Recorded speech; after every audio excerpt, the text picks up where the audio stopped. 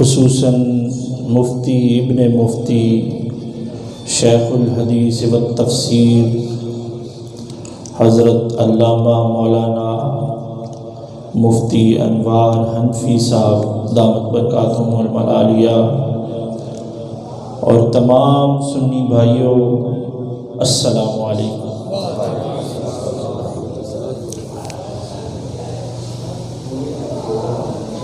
تقریر تو اسٹیج پر بہت سے علماء کرام کا جمع غفیر ہے، آپ ان سے سنیں گے۔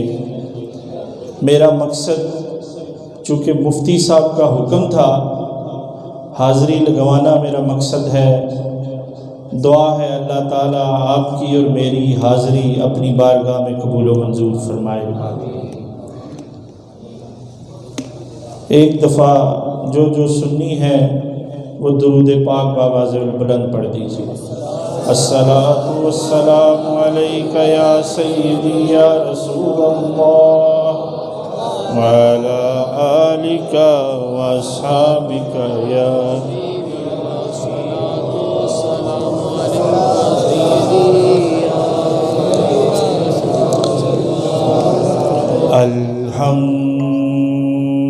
الحمدللہ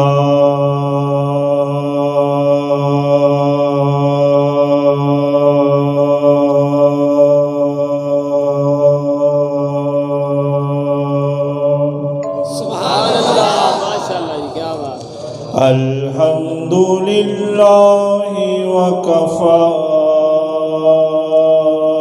ذی المجد والعلا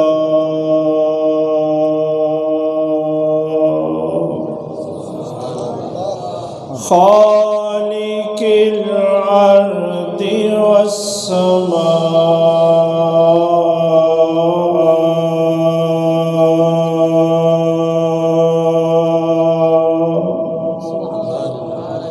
مالک اللوح والقلم والعرش الأعلى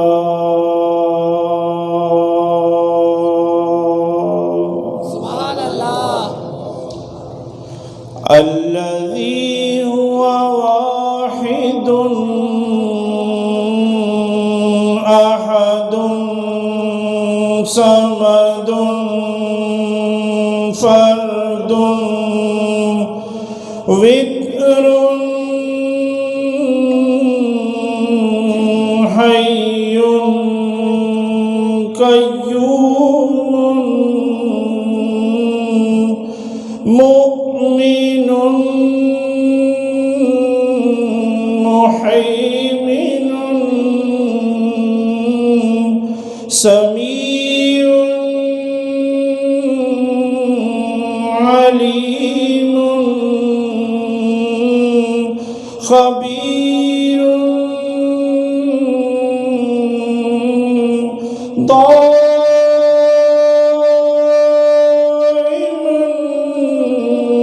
ابدا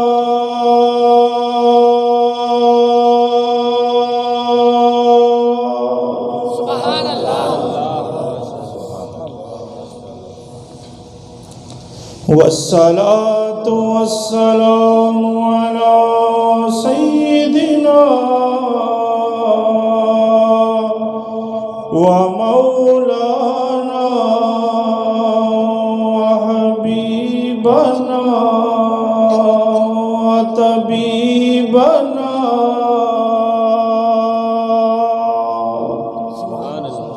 وطبيب قلوبنا وطبيب أجسامنا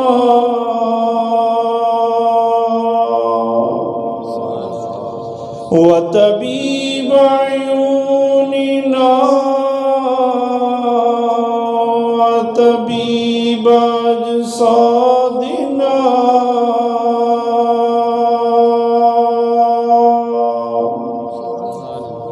وطبيب إيماننا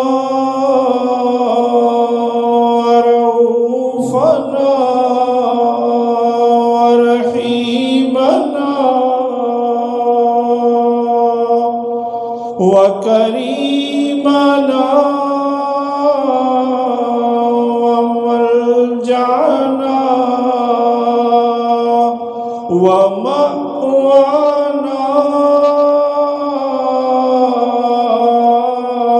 محمدا المصطفى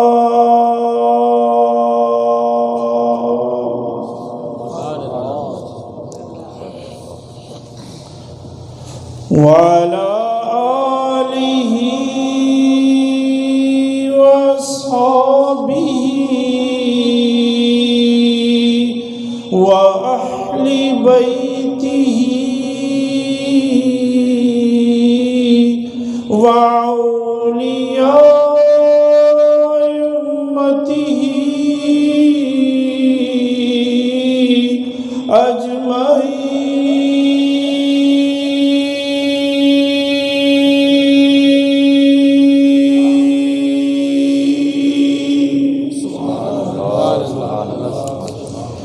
أما بعد فأعوذ بالله من الشيطان الرجيم بسم الله الرحمن الرحيم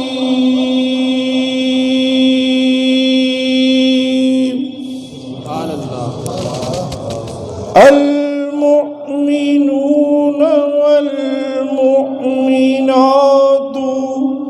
بعضهم أولياء بعض يأمرون بالمعروف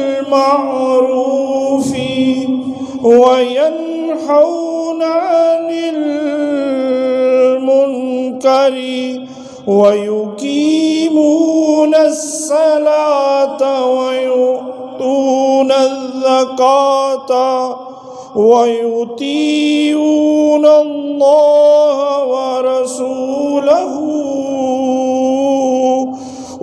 أولئك سيرحم الله إن الله عزيز حكيم.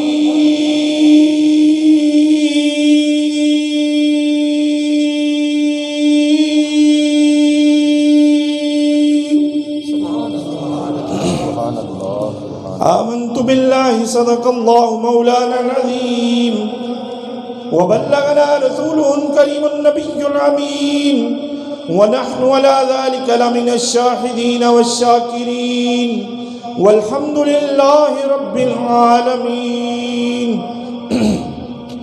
إن الله وملائكته يصلون على النبي يا أيها الذين آمنوا صلوا عليه وسلموا تسليما.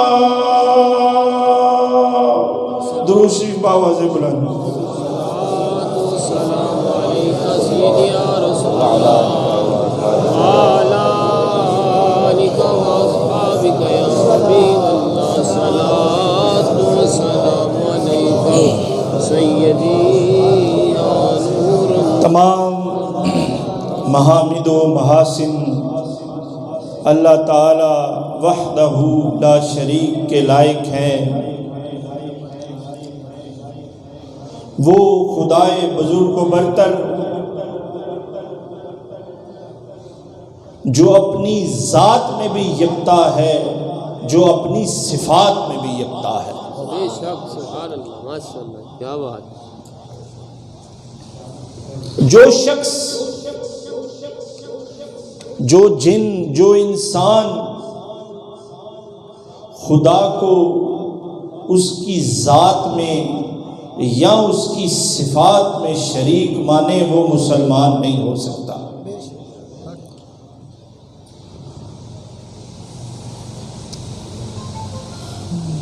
اہل سنت والجماعت کا یہ عقیدہ ہے. جو مدرس اپنے طلباء کو جامعہ میں، مدرسے میں پڑھاتے ہیں، خطبہ جمعے کے خطبوں میں یہی درس دیتے ہیں، اور اسٹیج پر بیٹھ کر مقررین بھی ہمیں یہی درس دیتے ہیں کہ خدا کی ذات یا صفات میں اگر کوئی اسے شریک مانے تو وہ مسلمان نہیں ہو سکتا۔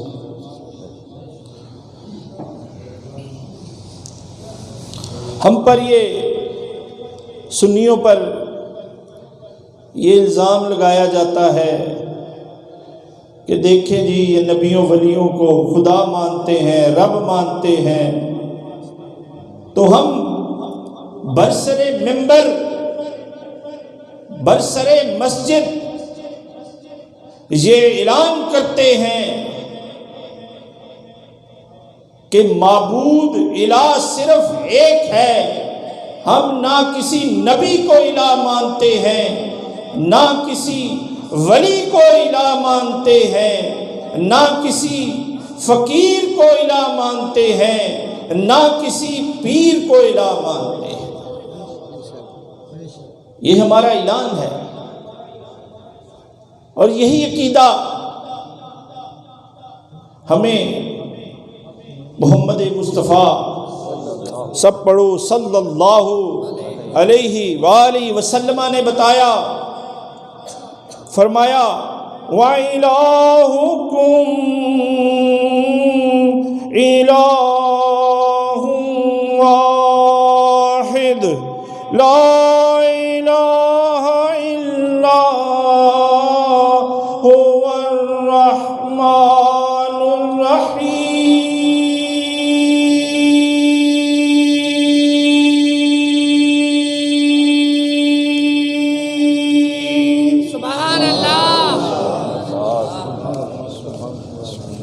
محبوب خدا نے ہمیں یہی درس دیا ہے کہ معبود ہمارا ایک ہے۔ سب مل کر بولیے، معبود ہمارا ایک ہے۔ ہم نہ کسی نبی کو معبود مانتے ہیں، نہ کسی ولی کو معبود مانتے ہیں، نہ کسی پیر کو معبود مانتے ہیں، نہ کسی فقیر کو معبود مانتے ہیں، اس لیے کہ ہمارا الہ ایک ہے۔ ہمارے آباء و اجداد، ہمارے مفتیان کرام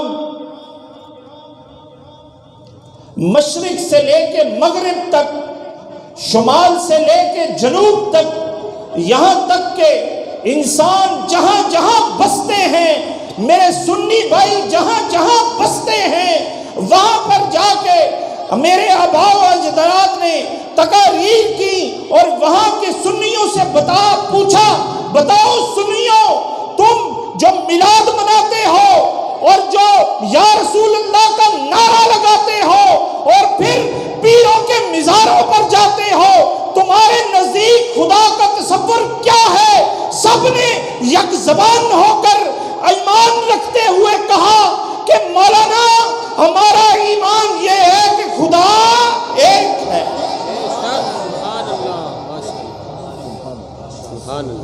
یہ ہم سب کا ایمان و اعتقاد ہے کہ نہ کوئی نبی، نہ کوئی ولی، نہ کوئی غوث، نہ کوئی قطب، نہ کوئی پیر، نہ کوئی فقیر عبادت کے لائق ہے۔ اگر کوئی ذات عبادت کے لائق ہے تو وہ میرے خدا کی ذات ہے۔ بے شک۔ پھر لا الہ الا ہو،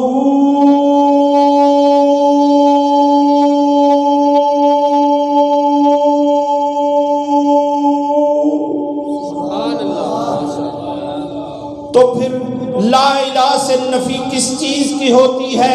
اگر لا الہ سے مراد غوث نہیں ہے، ہیں اگر لا الہ سے مراد کوئی ولی نہیں ہے تو پھر اس لا الہ سے نفی کس چیز کی ہوتی ہے؟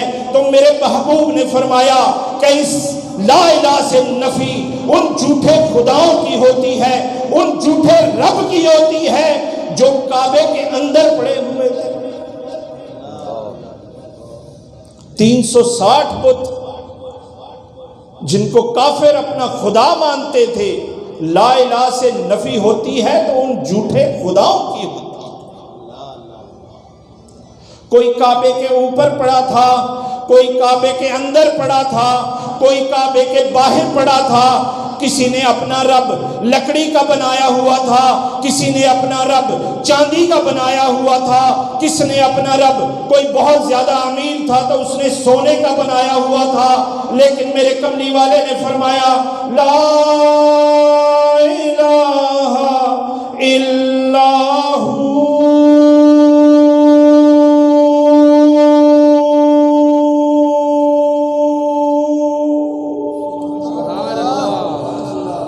ہمارا الہ ایک ہے، ہم جس کی عبادت کرتے ہیں وہ ایک ہے۔ اس لا الہ سے نفی ان جھوٹے خداؤں کی ہوتی ہے۔ میرے محبوب نے فرما دیا کہ یہ جو تم نے خدا بنائے ہوئے ہیں، اپنے ہاتھ سے گڑے ہوئے ہیں، یہ لکڑی کا خدا خدا نہیں ہے، یہ تمہارا چاندی کا بنایا ہوا خدا خدا نہیں ہے، یہ تمہارے ہاتھ سے گڑا ہوا پتھر کا بنایا ہوا خدا خدا نہیں ہے، یہ تم نے جو سونے کا بھی بنایا ہوا ہے یہ بھی خدا خدا نہیں ہے۔ یہ ہے عقیدہ توحید جو ہمارے بزرگان دین، مفتیان کرام سٹیجوں پر بیٹھ کر جو عقیدہ بیان فرماتے ہیں وہ یہی عقیدہ ہے کہ خدا کی ذات اور صفات میں اس کا کوئی شریک نہیں ہے۔ لیکن مولوی مجھے یہ تو بتا کہ لا الہ سے مراد تو نے جو ہم پر بہتان لگایا ہے کہ یہ ولی کو خدا مانتے ہیں، یہ نعوذ باللہ نبی کو خدا مانتے ہیں، یہ کس طرح لگا دیا تو نے؟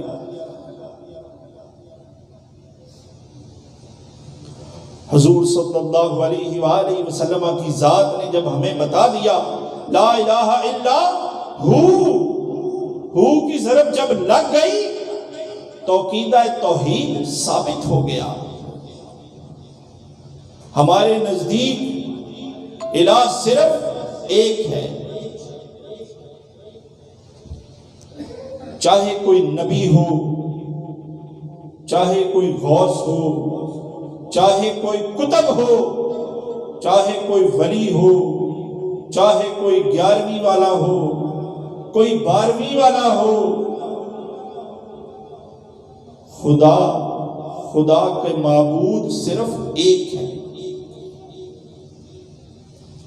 پھر مجھے یہ سمجھ نہیں آتی کہ لا الہ کا معنی یہ کیسے ہو گیا کہ کوئی نبی نہیں، لا الہ کوئی نبی نہیں، لا الہ کوئی غوث نہیں، لا الہ کا مطلب ہے کوئی ولی نہیں، لا الہ کا مطلب ہے کوئی پیر نہیں، لا الہ کا مطلب ہے کوئی فقیر نہیں، یہ کیسے ہو سکتا؟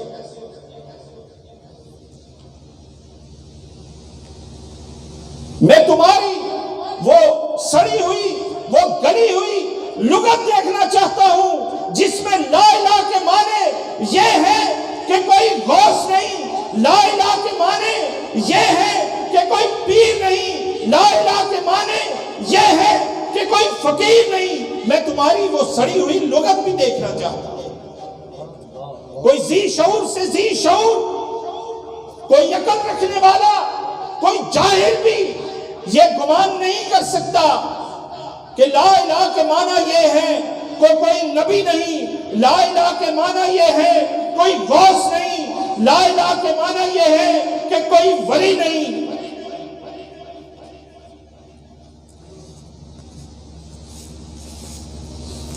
ہمیں تو سبق ہی یہی پڑھایا جاتا ہے، لا الہ الا ہو۔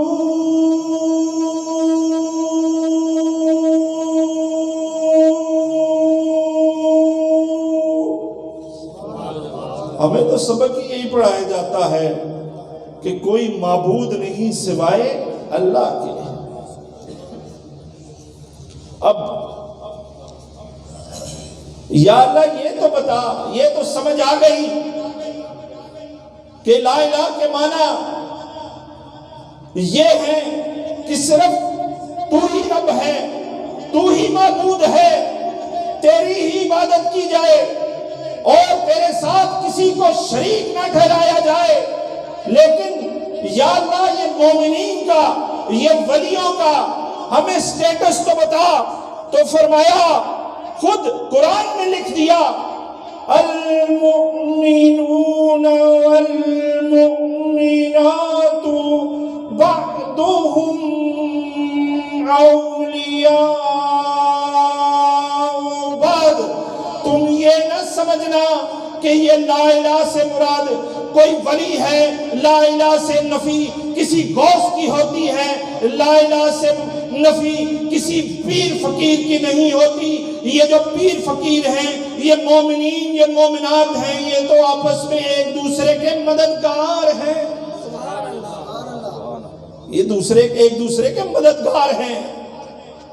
ان کی شانیں تمہیں کیا پتا ہو؟ حدیث شریف میں آتا ہے کہ قیامت کا دن ہوگا، تمام انبیاء اپنی امت کو لے کے قیامت کے دن کھڑے ہوں گے، ہر شخص پکار رہا ہوگا نفسی نفسی نفسی۔ امتی اپنے انبیاء کے پاس جائیں گے، وہ کہیں گے اذهبوا الی غیری، اذهبوا الی غیری، کہ کسی اور کے پاس جاؤ۔ آخرکار تمام انبیاء اپنے امتیوں کو لے کر میرے محبوب کی بارگاہ میں آ جائیں گے۔ محبوب آپ ہی کچھ کیجئے، میرا محبوب ان سب کو لے کے خدا کی بارگاہ میں جا کے پیش ہو جائے گا۔ یا اللہ یہ تیرے امتی، یہ میرے امتی بڑے گناہگار ہیں، اسے معاف فرما۔ اللہ فرمائے گا محبوب میں معاف کر دوں گا۔ حضور فرمائیں گے یا اللہ جب میں پیدا ہوا، پیدا ہوتے میں نے سر سجدے میں رکھا، میرے لبوں پر ایک ہی دعا تھی، یا اللہ میری امت بڑی گناہگار ہے، اسے معاف فرما۔ تو نے کہا میں معاف کر دوں گا، میں نے سر اٹھا لیا محبوب یا اللہ۔ اس کے بعد میں معراج پر آیا، معراج پر آ کے میں نے پھر سر سجدے میں رکھا، پھر یہی دعا مانگی، یا اللہ میری امت بڑی گناہگار ہے، اسے معاف فرما۔ یا اللہ تو نے فرمایا میں کر دوں گا، میں نے سر اٹھا لیا۔ یا اللہ آج قیامت کا دن ہے، ہر شخص نفسی نفسی پکار رہا ہے، یا اللہ آج میں سر اس وقت تک نہیں اٹھاؤں گا جب تک تو میری امت کو معاف نہیں فرما دے گا۔ اللہ تعالیٰ فرمائے گا محبوب اس طرح نہیں، اشفا تو شفا، آپ سفارش کرتے جائیں میں معاف کرتا جاؤں۔ نعرہ تکبیر، نعرہ رسالت، نعرہ حیدری، سیدی مرشدی، سیدی مرشدی، غلام ہے غلام ہے، غلام یہ رسول میں جو ہو نہ عشق مصطفیٰ، آمد مصطفیٰ، فیضان عزیزیہ۔ یہ میرے محبوب کی شان ہے۔ اب آئیں اولیاء کی شان کی طرف۔ سبحان اللہ، سبحان اللہ۔ تفسیر در منصور، یہ جو میں نے آیت کریمہ تلاوت کی، اس کے ضمن میں امام جلال الدین سیوطی رحمہ اللہ تعالی کوئی عام مفسر نہیں ہے، یہ وہ مفسر ہیں کہ جنہوں نے جاگتے ہوئے 17 بار حضور صلی اللہ علیہ وسلم کی زیارت کی، 17 بار جاگتے ہوئے۔ وہ اسی آیت کریمہ کی تفسیر میں لکھتے ہیں، علماء کا جمع غفیر ہے، تفسیر در منصور میں لکھتے ہیں کہ قیامت کا دن ہوگا، تمام لوگ جب اکٹھے ہوں گے، اللہ تعالیٰ فرشتوں کو فرمائے گا جاؤ نیکی کرنے والوں جو دنیا میں نیکی کرتے رہے ہیں ان کو بلا کے لاؤ۔ فرشتے ان کو لے کر آئیں گے، جب فرشتوں کے پاس فرشتے ان کو خدا کے پاس لے کر آئیں گے، اللہ تعالیٰ ان سے فرمائے گا کہ بتاؤ تم کیا چاہتے ہو؟ وہ عرض کریں گے یا اللہ ہم ساری زندگی قال اللہ تعالی وقال رسول اللہ پڑھاتے رہے، ساری رات کبھی قیام کرتے تھے، کبھی رکوع کرتے تھے، کبھی سجدہ کرتے تھے، تیری امت جو بگڑی ہوتی تھی ان کو سیدھی راہ پر ڈالتے تھے، تیرے ہر حکم کو مانتے رہے۔ اللہ تعالیٰ فرمائے گا تم نے سچ کہا، اب میں تمہاری ان تمام نیکیوں کا صلہ تم کو اس طرح دیتا ہوں کہ جاؤ انبیاء کے ساتھ ان کی لائن میں کھڑے ہو جاؤ، اور جس طرح وہ سفارش فرما رہے ہیں اس طرح تم بھی عام بندوں کی، جن کو دنیا میں تم پہچانتے تھے، جن کے ساتھ تم کھڑے ہو کر قیام کرتے تھے، جن کو غلط راہ سے سیدھی راہ پر لے کر آتے تھے، ان کو اپنے امتی جو ان کو پہچانو اور اپنے امتیوں کو پہچان کے اپنے ساتھ لے جاؤ۔ سبحان اللہ، سبحان اللہ، سبحان اللہ۔ یہ ہے اولیاء کی شان۔ اس لیے ہم بھی بزرگوں کی صحبت میں بیٹھتے ہیں، بزرگوں کے پاس جاتے ہیں کہ قیامت والے دن شاید یہ بھی ہمیں پہچان لے کہ یہ شخص ہمارے پاس آتا تھا۔ خدا کی قسم حضور صلی اللہ علیہ وآلہ وسلم کے جتنے غلام یہ 2020 میں پردہ فرما گئے ہیں، میرے خیال میں اگر میں اس سال کو ایک عام الحزن نہ کہوں تو بے جانا ہوگا۔ اتنے علماء کرام 100 سے زائد علامہ صاحب فرما رہے ہیں 2020 یہ بھی قیامت کی نشانی ہے کہ علماء کو اٹھا لیا جائے گا۔ اس کی تفسیر میں لکھتے ہیں کہ کس طرح علم اٹھ جائے گا، فرمایا علماء کو جب اٹھا لیا جائے گا تو علم بھی اٹھ جائے گا۔ تو آپ سے التماس ہے اولیاء کرام کی، مفتی صاحبان کی، خصوصاً میرے بائیں سائڈ پہ جو بیٹھے ہیں ایک عالم باعمل شخصیت ہیں، ان کی شخصیت کسی تعارف کے محتاج نہیں۔ آج ہم پیروں فقیروں کے پیچھے پڑے ہوئے ہیں۔ میرے والد صاحب فرمایا کرتے تھے کہ ہم نے پیر اسے مان لیا ہے، یا تو کوئی پیر ایسا ہو جو بہت زیادہ کپڑے ڈال لے ہم اس کو پیر مانتے ہیں، یہ سارے اتار دیں ہم اس کو پیر مانتے ہیں۔ نہیں، یہ بات ٹھیک ہے۔ ہمارے نزدیک پیر کا معیار ہی کوئی نہیں ہے۔ پیر وہ ہوتا ہے، حضرت بایزید بستامی رضی اللہ تعالی عنہ آپ کی خدمت میں ایک شخص آیا، 6 ماہ رہا، 6 ماہ کے بعد اجازت مانگی، حضور اجازت دیجئے۔ آپ نے فرمایا کہ بیلیا تو دسیا نہیں کہ کیویں آئے ہیں تے کیویں چلے ہیں۔ حضور میں تے بڑی تاڑی شہرت سن کے آیا سا کہ بڑے بڑے پیر نے، بڑے بڑے ولی نے، بڑے بڑے اللہ دے بندے نے، لیکن 6 ماہ ہو گئے نے میں تاڑی کو کرامت ہی نہیں ویکھی۔ تو آپ نے فرمایا اور چلیا تو کرامت نو چھڈ، تو مینوں اے دس کہ 6 مہینے چ مینوں کدی شریعت دے غیر جاندیاں ہوئے یہ شریعت دے ہوتے ایسا کو ٹائم آیا کہ مینوں تو ویکھیا کہ میں شریعت دے خلاف چلا گیا؟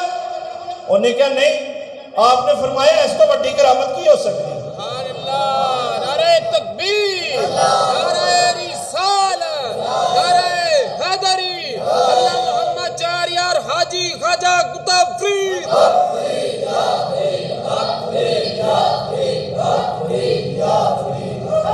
ہمارے نزدیک تو پیر کا معیار ہی کوئی نہیں، جب تک کوئی شوبدہ باز نہ ہو ہم اسے پیر ہی نہیں مانتے۔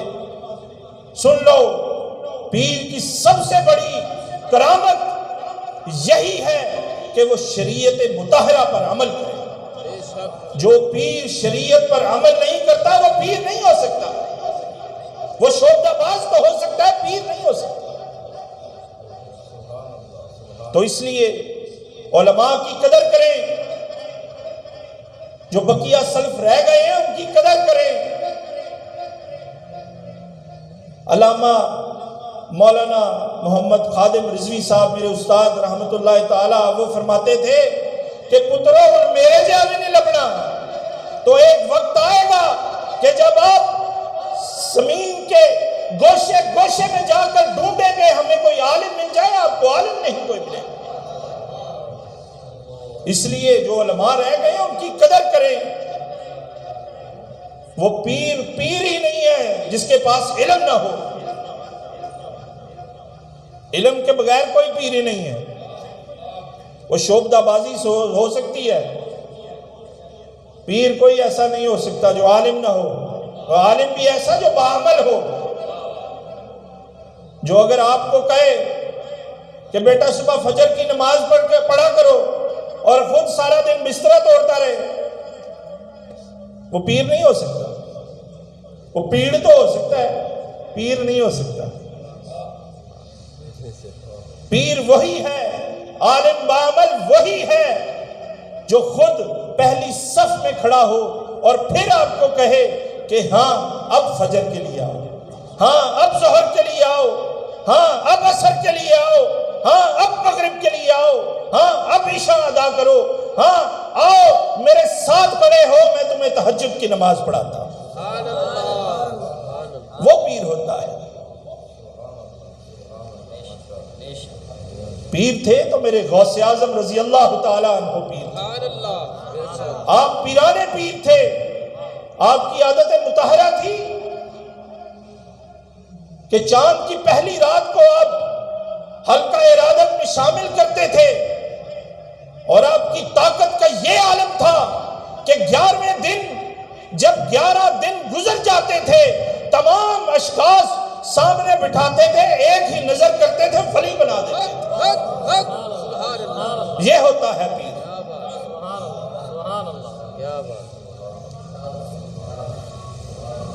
پیر غوث اعظم رضی اللہ تعالی عنہ، آپ ایک دفعہ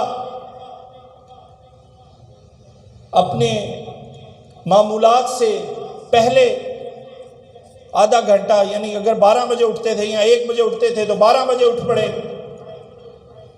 معمولات جو یہ تھے تہجد کے لیے کہ جو بھی شخص یا جو بھی درویش آپ کے ساتھ بیٹھا ہوتا، کوئی آرام کر رہا ہوتا، آپ جب بیدار ہوتے وہ بھی ساتھ بیدار ہو جاتا، لوٹا پکڑ لیتا پانی کا اور قضائے حاجت کے لیے آپ کے پیچھے پیچھے چلا جاتا۔ اس کے بعد آپ وضو فرما کر مسجد تشریف لاتے اور پھر سارے درویش اٹھ کر تہجد کی نماز ادا کرتے۔ ایک دن آپ اپنی روٹین سے پہلے اٹھ گئے، ایک درویش کی آنکھ کھل گئی، اس نے سوچا شاید حضرت کا آج موڈ ہے کہ آج زیادہ عبادت کریں۔ وہ اسی طرح اسی روٹین کے ساتھ لوٹا لیے، پیچھے پیچھے ہو لیا۔ وہ درویش کہتا ہے کہ میں بغداد کے چپے چپے کو جانتا تھا، اس کی گلی گلی سے واقف تھا۔ میں نے دیکھا کہ آج حضرت قضائے حاجت پہ جانے کی بجائے بغداد کی گلیوں میں چلنا شروع کر دیا۔ وہ خاموشی سے چلتا رہا۔ وہ عرض کرتا ہے کہ جب میں چلتا رہا آپ کے پیچھے، میں نے ایک دم دیکھا کہ بغداد کی گلیاں ختم ہو گئیں اور کوئی اجنبی گلیاں شروع ہو گئیں۔ وہ خاموشی سے چلتا رہا، آپ وہ اجنبی گلیوں سے گزرتے ہوئے ایک جنازگاہ تک پہنچے.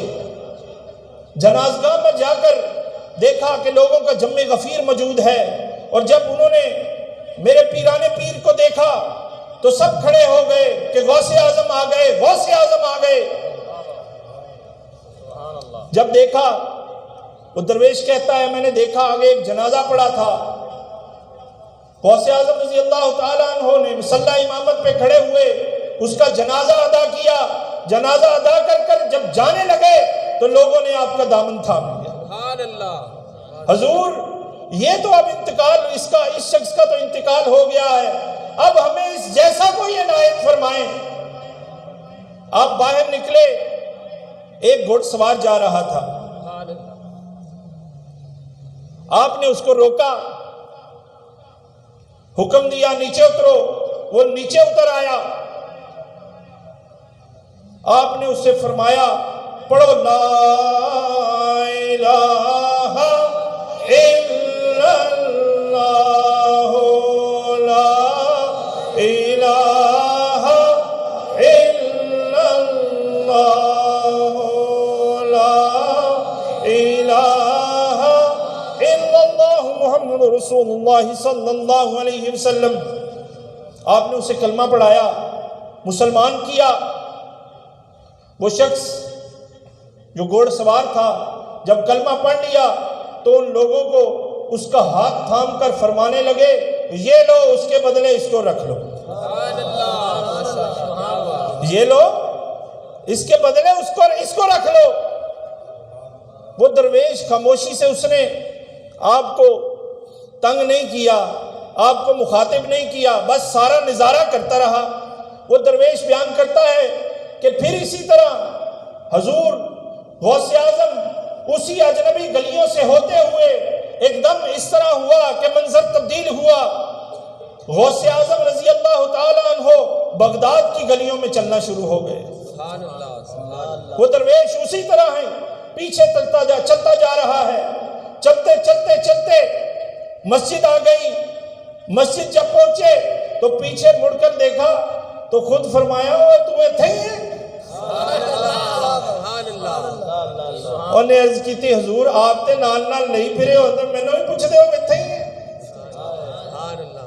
قربان جاؤں غوث اعظم رضی اللہ تعالی عنہ.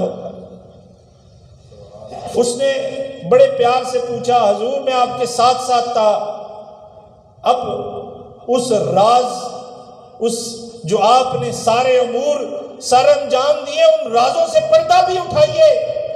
وہ جنازہ کس کا تھا، وہ گلیاں کون سی تھیں؟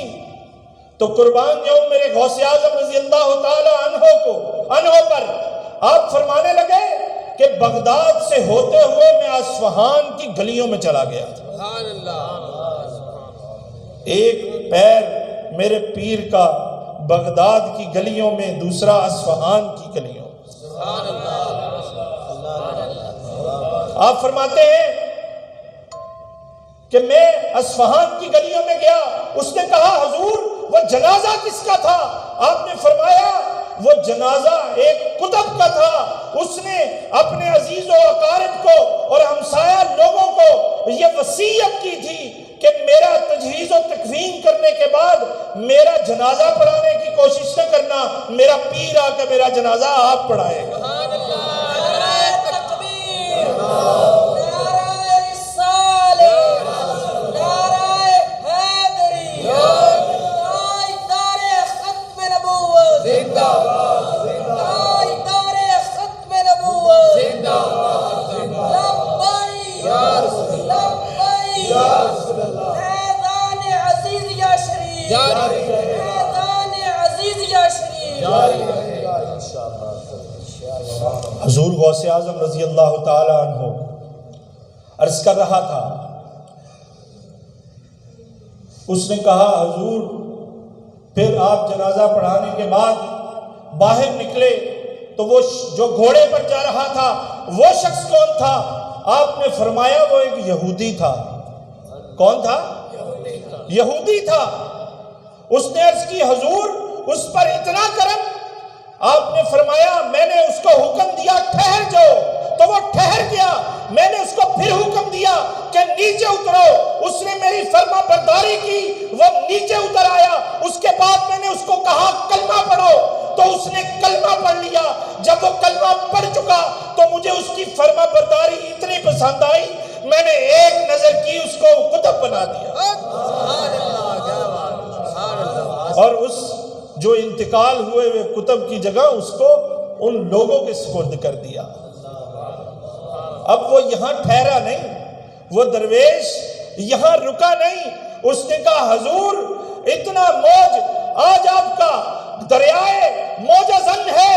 حضور غوث اعظم رضی اللہ تعالیٰ عنہ آپ سے عرض کرنے لگا, حضور آپ نے ایک یہودی پر اتنا کرم فرما دیا ہے, میں آپ کا درویش آپ سے عرض کرتا ہوں حضور مجھ پر بھی اپنا کرم فرما دیجیے. سبحان اللہ, سبحان اللہ. آپ نے فرمایا خاموش ہو جا. اس نے کہا حضور خاموش نہیں ہونا, آپ جلدی کیجئے. آپ نے فرمایا باقی درویش بھی جاگ جان گے, تھوڑا ہولی بول. انہوں نے کہا حضور جے تسی چاہتے ہو کہ باقی درویشن کوئی پتہ نہ لگے اور نہ اٹھن تے حضور چھتی کرو, اپنا نظر کرم میرے تے فرما دیو. آپ اس کو خاموش کرواتے رہے. کچھ ہی دیر گزری, ایک اور شخص بیدار ہو گیا, ایک اور درویش بیدار ہو گیا. دیکھتے ہی دیکھتے ایک درویش, 2 3 4 5 حتیٰ کہ پوری مسجد میں جتنے بھی درویش تھے سب بیدار ہو گئے. سب کے منہ پر ایک ہی جملہ تھا, حضور ہم پر بھی اپنی نظر عنایت فرما دیجئے, جس طرح آپ نے یہودی کے اوپر نظر کی اس طرح ہم پر بھی نظر کر دیجئے. قربان جاؤں میرے غوث اعظم رضی اللہ تعالی عنہ پر. آپ نے سب کو بٹھایا اور آپ نے بٹھا کر مراقبہ کیا. مراقبہ کرنے کے بعد جب آنکھیں کھولی ایک ہی نظر کی, سب کو ولی بنا دیا. سبحان اللہ, سبحان اللہ, سبحان اللہ. ایک ہی نظر کی سب کو ولی بنا دیا. پہلے آنکھیں بند کی. وہ بزرگ کہتے ہیں نا, ایک شعر ہے, آنکھوں کو بند کرتے ہیں دیدار کے لیے, الٹی ہی چال چلتے ہیں دیوان گانے عشق, آنکھوں کو بند کرتے ہیں دیدار کے لیے. تو میرے بھی غوث اعظم نے اسی طرح ہی کیا, مراقبہ کیا, آنکھیں بند کی اور اللہ سے عرض کی یا اللہ پہلے تے ایک سی, ان سارے پیچھے پہ گئے نے, سارے آتے ہی اپنا کرم فرما. سبحان اللہ. یہ وہ لوگ ہیں جو پیر ہیں, جن کی اقتداء کرنی چاہیے. کیوں؟ ان کی شان جو قرآن میں بیان ہوئی, لَهُمْ مَا يَشَاءُونَ عِنْدَ رَبِّهِمْ ذَلِكَ جَزَاءُ الْمُحْسِنِينَ.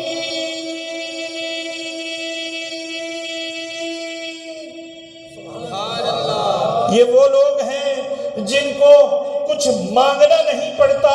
یہ وہ کیٹیگری ہے اولیاء کی کہ جب اپنے دل میں کوئی ارادہ کر لیتے ہیں اللہ تعالیٰ اس ارادے کو پورا فرما دیتا ہے.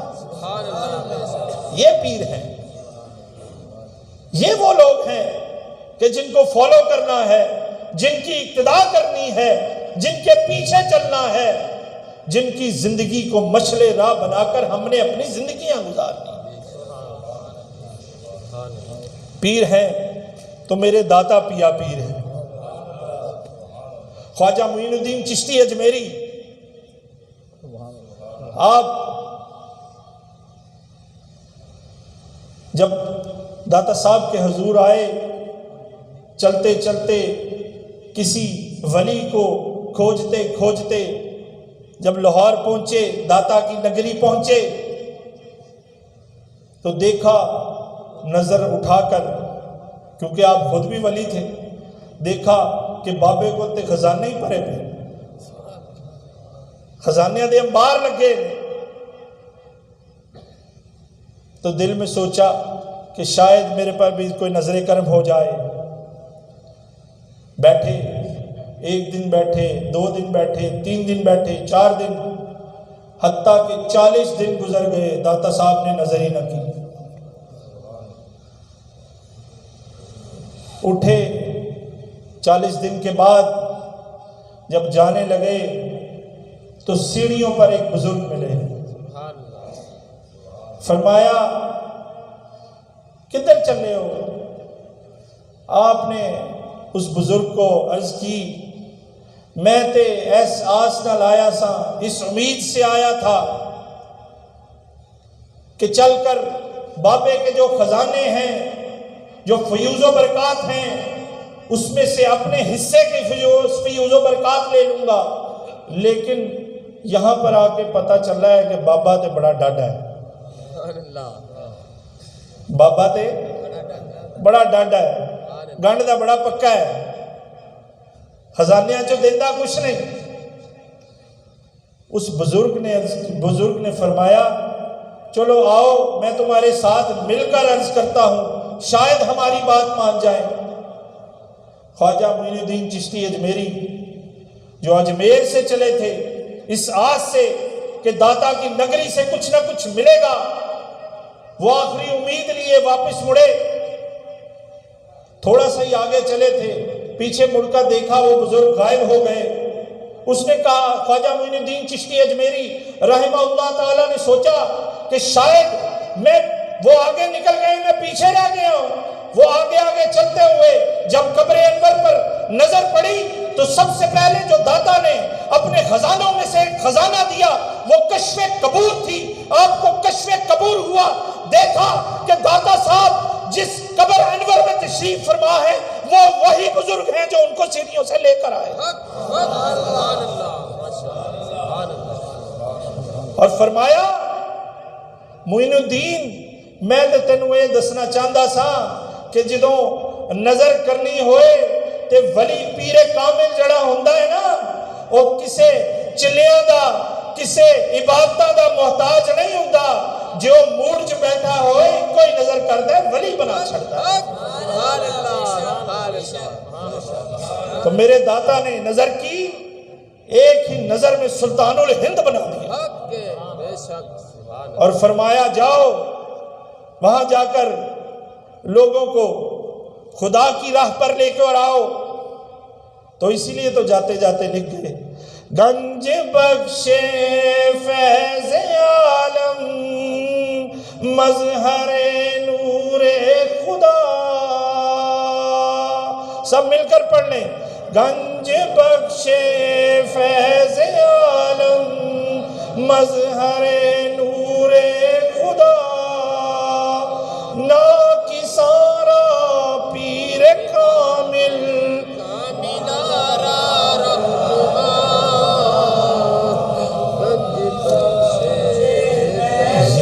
علم مظہر نور خدا، نا کی سارا پیر کامل کامل رہنما۔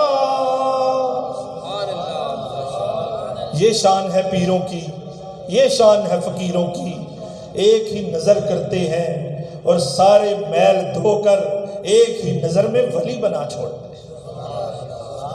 ان کو فالو کرنا ہے، ان کی اقتداء کرنی ہے، ان کے پیچھے چلنا ہے۔ اگر آپ نے چلنا ہے تو شرک پور شریف میں میرے میاں شیر محمد صاحب کی آپ پیدل چلتے تھے، پیدل شرک پور شریف سے پیدل چلنا اور میرے داتا حضور پہ حاضری دینی۔ اور پھر ایک دفعہ ایسا ہوا کہ مریدین بتاتے ہیں کہ حضور میاں شیر محمد صاحب شرک پوری رحمہ اللہ تعالی آپ اسی طرح حاضری کی غرض سے چلے تو جو لوگ پرانے لاہور کو جانتے ہیں ان کو پتہ ہے بڈھا دریا ایک ہوتا تھا جہاں پر آج کل پنجاب کالج ہے شاید، اس کے قریب سے بہتا تھا۔ مریدین کہتے ہیں کہ آپ پیدل وہاں سے چلے، اس بڈھے دریا کے پاس پہنچے تو دیکھا کہ آگے سے ایک نورانی چہرے والے سر پر امامہ لیے بزرگ ہماری طرف چلے آ رہے ہیں۔ جب دیکھا تو میاں صاحب شیر محمد شرک پوری رحمہ اللہ تعالی مریدین فرماتے ہیں آپ نے آگے بڑھ کر ان کا استقبال کیا، اپنی چادر مبارک اتاری بچھائی، پھر کچھ دیر بیٹھے رہے۔ کچھ لمحے کے لیے میاں صاحب نے اس بزرگ کے کان میں کچھ کہا، پھر بزرگ نے میاں صاحب کو کچھ کہا، کچھ دیر بیٹھے رہے، اسی طرح ہی باتیں ہوتی رہیں۔ کچھ دیر بیٹھنے کے بعد پھر دربار پر نہیں گئے، وہیں سے واپس مڑ آئے۔ مریدین نے رستے میں تو نہیں پوچھا، لیکن جسارت کر کے جب شرک پور شریف پہنچے تو ایک شخص نے پوچھا، حضور آپ اتنی دور پیدل چل کر گئے ہیں اور دربار پر حاضری بھی نہیں دی اور پھر واپس آ گئے؟ تو قربان جاؤں میاں صاحب پر، آپ نے فرمایا بیلیا جتوں کم بن جائے اتوں واپس آ جانا چاہیے،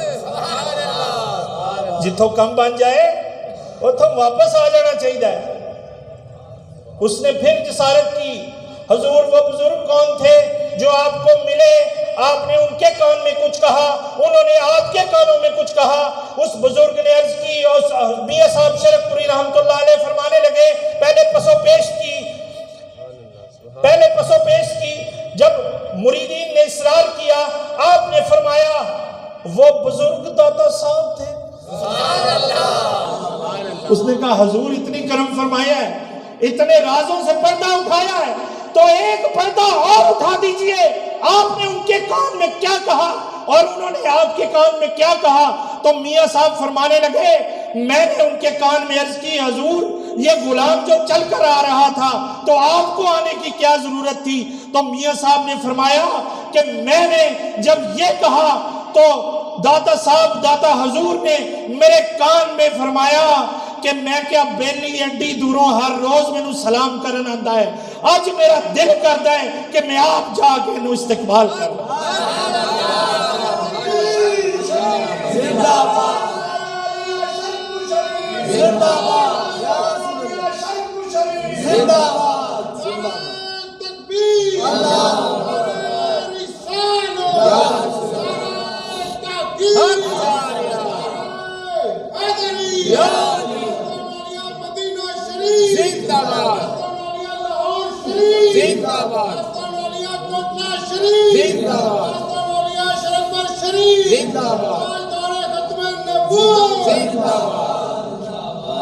خزانہ شیر ربانی، خزانہ شیر ربانی، لہم ما یشاؤون عند ربہم ذالک جزاء المحسنین۔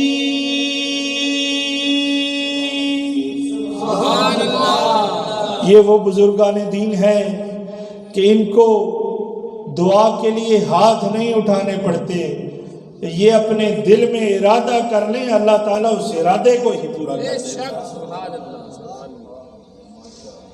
تو ہمیں بھی انہی علماء کرام کو فالو کرنا ہے جو چلے گئے ہیں، ان کے جو فرامین ہمارے پاس موجود ہیں ان پر عمل کرنا ہے، اور جو باقی سلفی جو استاد گرامی جیسے میں نے پہلے بھی عرض کیا، مفتی ابن مفتی مولانا پیر انوار حنفی صاحب دامت برکاتہم العالیہ، آپ جیسی شخصیات یہ ہمارے لیے اللہ تعالیٰ کی نعمتوں میں سے ایک نعمت ہے۔ ان جیسے عالم، اور آپ وہ عالم ہیں کہ وہ پنجابی کے اردو کی ایک مثال ہے، حسن وہ جس کا اقرار سوتن کرے، یہ وہ عالم ہے جس کا اقرار جو ہے کہ ان کی علمیت کا، ان کی فاضلیت کا اور ان کے جو احکام ہیں ان کا اقرار تو ان کے مخالفین بھی کرتے ہیں۔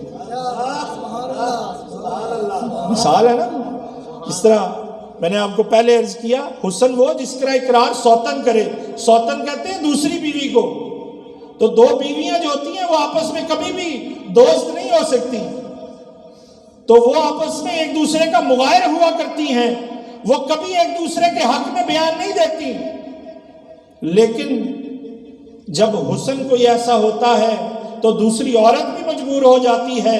اسی طرح ان علماء کا، خصوصاً مفتی صاحب کا علم وہ ہے جس کا میں خود شاہد ہوں کہ جس کا اقرار ان کے مخالفین بھی کرتے ہیں کہ یہ واقعی عالم با عمل ہے۔